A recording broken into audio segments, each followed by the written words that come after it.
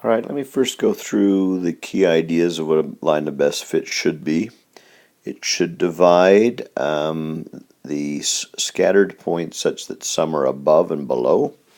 So that's quite important, some above and some below.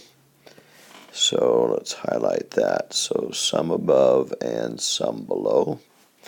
It should also be a line that has the same correlation. So if it's a negative correlation, you better have a negative line. It should, let's see, the distances should be a minimum, so you want to put a line as close as you can to the group of points that you've got. It says the 2 points that you use can be from the graph or ones that you created. So it can be from the graph or ones that are ones that you feel are better points to create. So it says pick 2 points that we think are good, or make 2 that we think are good. I'm going to pick, let's say, this one here. And I am going to make a new point just to show you I can do that. I'm going to make something kind of in the middle here, like I think this point right here. And so my line, I don't have a ruler to do a very good job of this, but my line I think will be that. So let's start with my points here that I picked. The first one is -8 and looks like 5. That one's on there. And then I picked 3 and 2. So the first thing I'm going to do is find the slope. That's the change in y divided by the change in x, which is -3 over 11. So our slope is -3 over 11.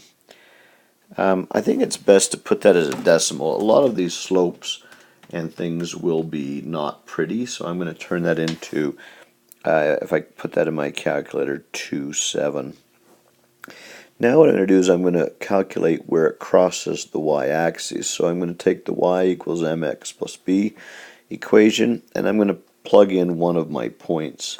The point that I'm going to pick is the easier of the two for me. I don't like negatives and things, so I'm going to pick this one. Does not matter. But the y value there is a 2. So in goes the 2. Now the m value is the -0.27. And then I'm going to multiply that by 3 plus the b. So I get 2 equals, now I multiply 3 times -0.27, and I get -0.81.